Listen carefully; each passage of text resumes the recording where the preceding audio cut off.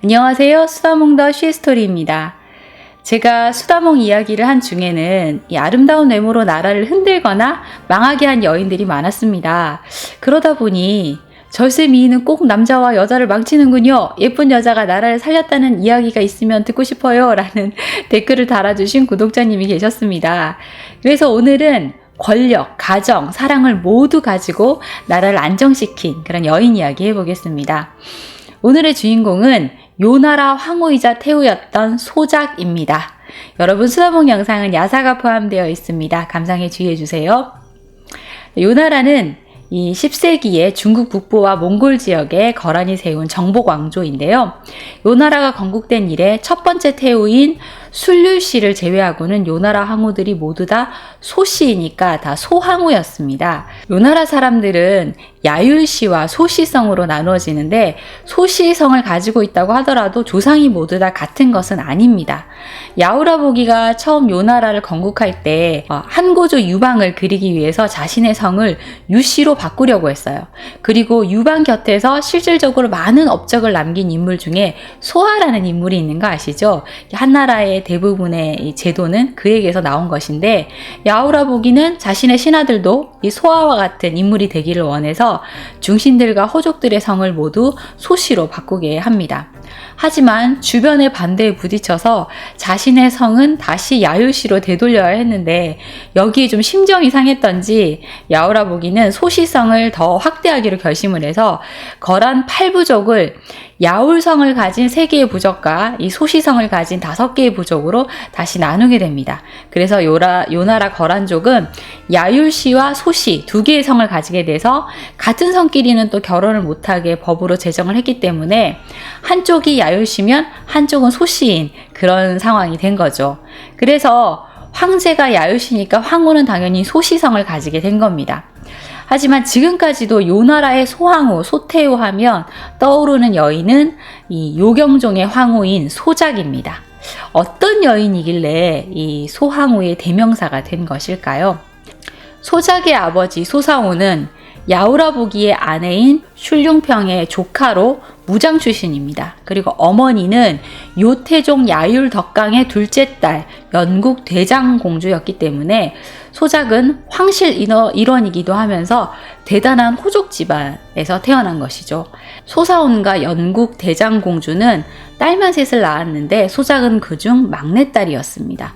소작의 아명은 연연이고 어릴 때부터 아름답고 총명하기로 소문이 난 소녀였죠. 소사온과 연국 대장공주 사이에 딸만 셋이 있었기 때문에 아들이 없으니까 소사온은 첩을 둘 수도 있었지만 첩을 두지 않는 대신에 친척 중 한 명을 양자로 드립니다. 소사온은 아내를 굉장히 많이 사랑해서 첩을 들이지 않은 건데요. 아내의 머리를 손수 빗어주는 등 애정 표현을 많이 해서 주변의 부러움을 받는 다정한 부부였다고 합니다. 집안이 이렇게 화목하고 행복한 분위기였기 때문에 이런 가정에서 자란 소작은 웃음 가득한 행복한 소녀로 자랄 수 있었죠. 그리고 어머니가 세상을 떠날 때쯤에는 이 세 딸이 모두 다 어느 정도 자라서 서서히 두각을 나타내기 시작했는데요. 요나라 황제와 황족들은 그들의 배우자를 모두 호족에서 선발을 했는데 호족인 소사온의 세 딸 역시 장차 황제의 비빈이 될 후보자 교육을 받고 자라게 됩니다. 세 자매는 어릴 때부터 후궁전을 다스리는 방법부터 정치에 참여하고 신하를 다스리는 방법, 군대를 이끌고 전쟁을 하는 방법까지 두루두루 익히게 되죠. 세 딸 중에 가장 총명한 이는 바로 소작이었어요.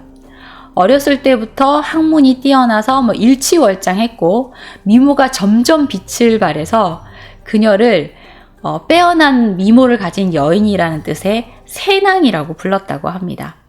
당시 요의 상황을 잠시 살펴보면 요의 건국 황제 야우라보기가 세상을 떠나고 그의 둘째 아들 야율덕광이 요나라 2대 황제 태종이 됩니다.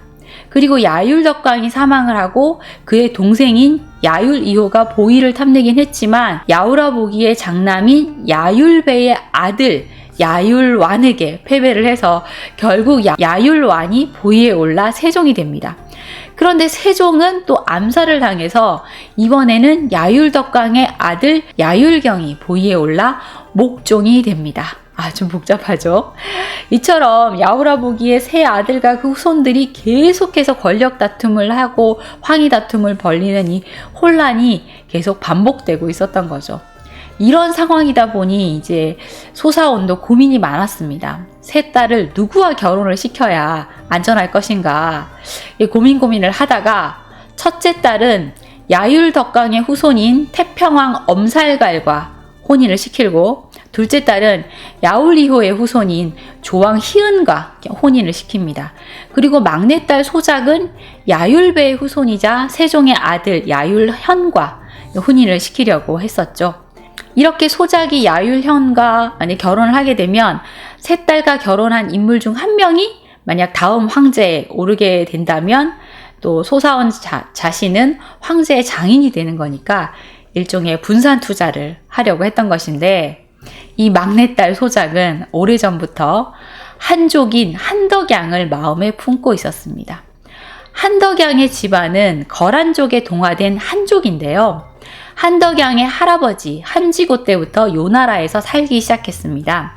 한지고는 원래 전쟁 포로로 잡혀온 노예 신분이었지만 뛰어난 재능으로 야오라부기와 황후, 순륜평에게 중용되어서 이 하나사의 업무를 총괄하고 요나라가 세워질 때 여러 제도를 정비해서 개국공신 중 한 명이 됩니다.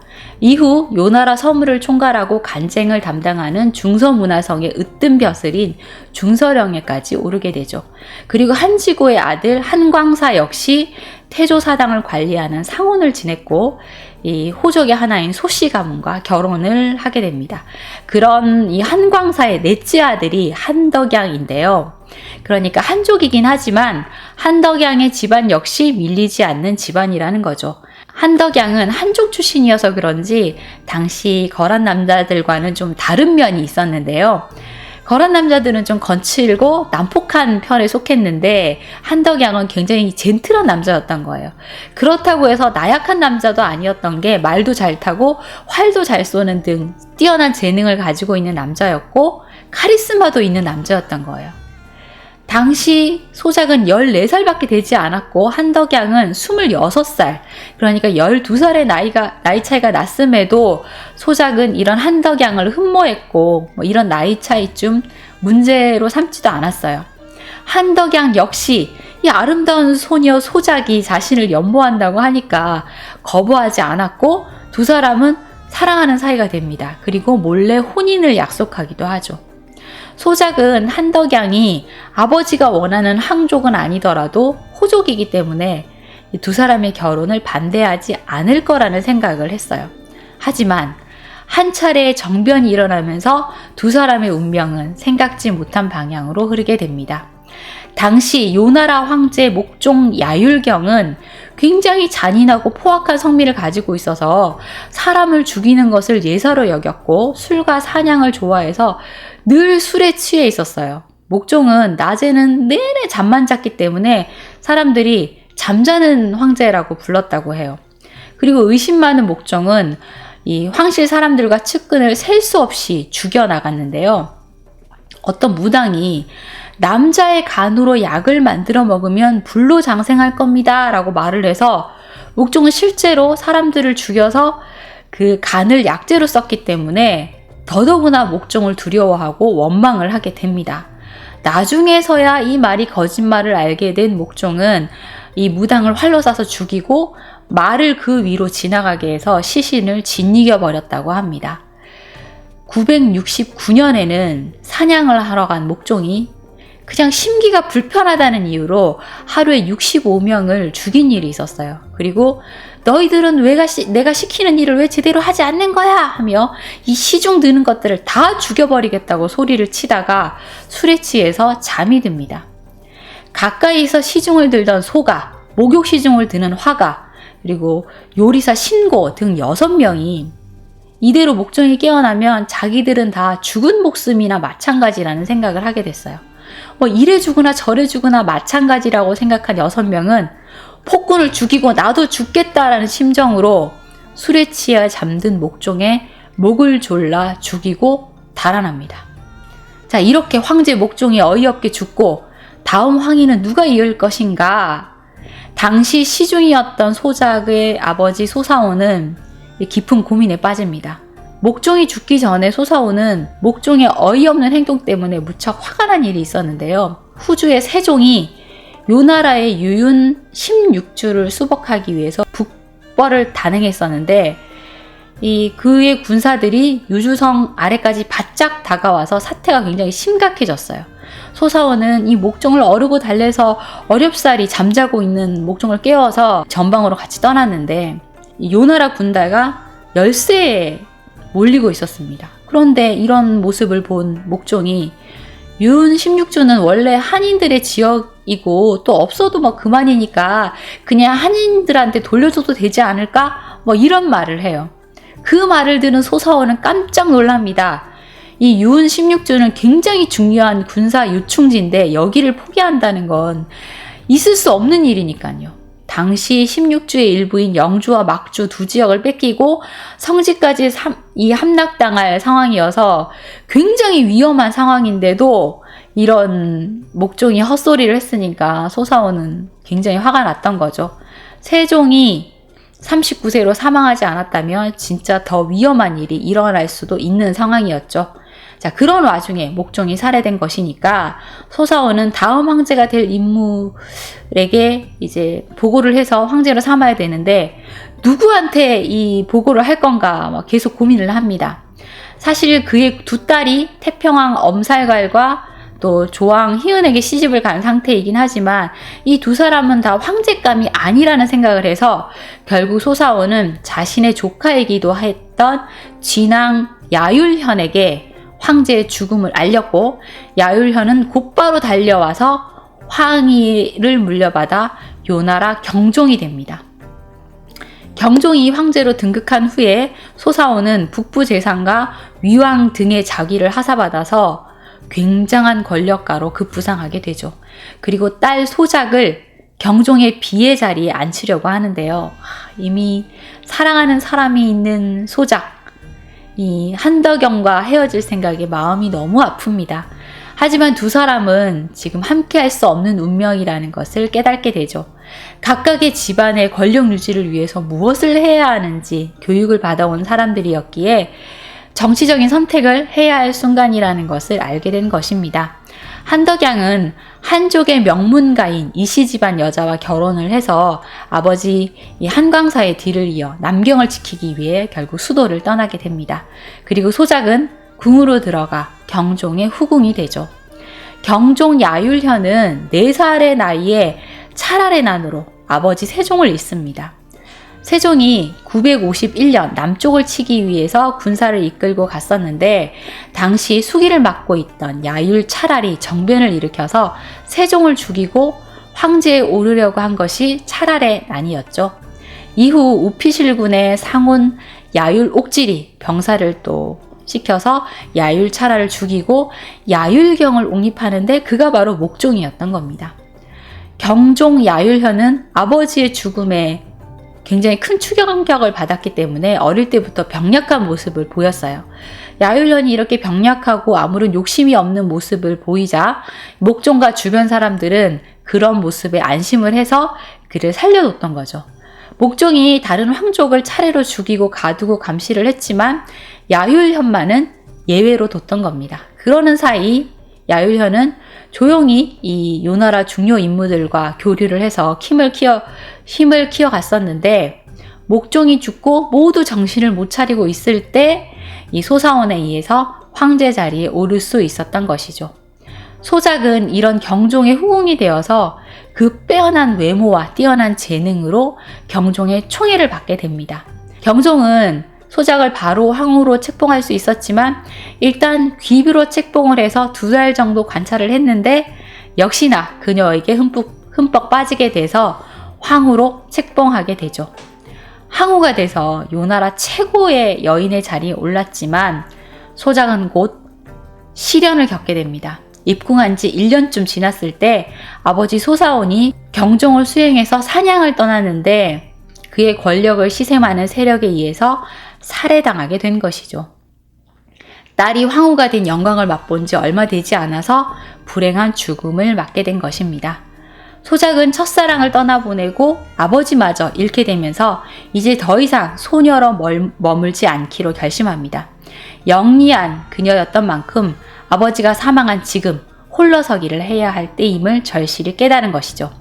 소작은 반년 만에 아버지를 죽인 범인들을 찾아내서 처형을 한 이후 황자 야율용서를 낳습니다. 이후 소황후 소작의 세력은 급격히 커졌고 또 남편 경종과의 부부 사이도 더 좋아졌다고 합니다. 경종은 사남 사녀의 자녀를 뒀는데 소작이 낳은 아이들이 삼남 삼녀니까 두 사람의 금실을 짐작할 수 있겠죠. 이 경종과 소작은 14년 동안 결혼 생활을 했는데 굉장히 사이좋은 부부로 지냅니다. 그러면서 더욱더 권력이 커진 소작은 공신이라며 거만하게 횡포를 부리던 이 비룡사 여리와 남원 추멸사 고훈 등을 차례로 제거해 나갔는데요. 이 또한 경종이 바라던 일이었기 때문에 경종도 아무 말 하지 않습니다. 그리고 영리하고 지혜로운 황후 소작을 신뢰한 경종은 그녀가 적극적으로 정치에 참여할 수 있도록 해줬고, 소작은 능력 있는 한족과 거란족 관리들을 중용하면서 정치 안정에 힘씁니다. 소작은 이 조정 제도를 개혁해서 내정 안정에 힘쓰는데요. 한족의 우수한 제도와 생산 기술을 적극 도입하고 또 주변 국가와의 관계 개선에도 힘을 쓰게 됩니다. 조정 대신들도 이런 그녀의 통솔력과 탁월한 통치력을 인정하게 되죠. 그리고 그녀는 겨우 20살의 나이로 조정 대신들 위에 우뚝 서게 됩니다. 976년 경종은 더 많은 권력을 소작에게 넘겨주기로 하죠. 경종은 사관을 불러서 이제부터 황후가 하는 말을 기록하고 황후의 말을 짐 또는 여로 칭하며 써야 한다라고 말을 합니다. 황후가 본격 통치자가 되고 경종은 뒤로 물러나서 조정일에 손을 떼고 사냥이나 하면서 유유자적 한가한 시간을 가지게 되죠.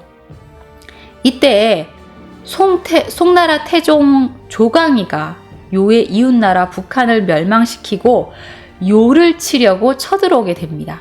송태종은 잇따라 성 몇 개를 함락시키고 유주 탈환에 나서는데요. 하지만 요나라는 생각했던 만큼 약한 나라가 아니었습니다. 유주는 군사적 요충지이자 요나라 남쪽 관문으로 한덕양이 지키고 있었습니다. 앞서 등장했던 이름이죠. 송나라의 갑작스런 대공세에 소작도 심각성을 깨닫고 곧 야율휴가에게 정예 군대를 이끌고 지원하도록 합니다. 그리고 야율사진에게는 창평 득승구에서 매복하도록 하죠.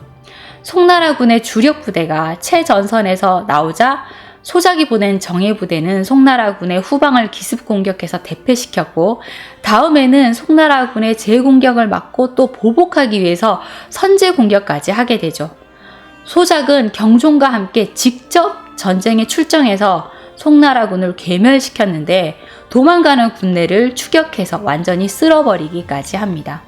송태종은 완전히 패배해서 정강이에 화살이 박히고 또 말이 없어서 당나귀가 모는 마차를 타고 개봉까지 돌아가는 수모를 겪게 되죠. 소작은 이렇게 직접 전쟁터를 누비면서 군사 통솔력까지 발휘하게 됩니다. 그러다 982년 9월 경종이 소작과 대신들을 이끌고 사냥에 나섰는데요. 이때 갑작스럽게 풍한에 걸려서 병이 악화되자 이 황후 소작과 측근을 불러 유언을 하게 됩니다. 하늘이 사람 뜻대로 내버려 두지 않는구려. 내가 죽은 다음 태자 야율융서로 하여금 대통을 잇게 하고 모든 궁국대사는 황후가 결정하도록 하시오. 그리고 며칠 후 경종은 35살 젊은 나이로 세상을 떠나게 됩니다. 이렇게 12살의 야율융서가 황위에 오르게 되어 요나라 6대 황제 성종이 되었고, 소작은 황태후가 되어 승천 황태후라는 존호를 받아 섭정을 실시하게 됩니다. 하지만 소작의 가장 든든한 후원자가 되었던 황제가 사라지게 된 것이고, 또한 12살의 어린 황제와 태후를 병권을 지닌 친왕들이 진심으로 따라줄지도 의문인 상황이었습니다. 하지만 이대로 두려워하고만 있을 소작이 아니었죠. 그렇게 그녀의 정치 인생 제2막이 시작됩니다.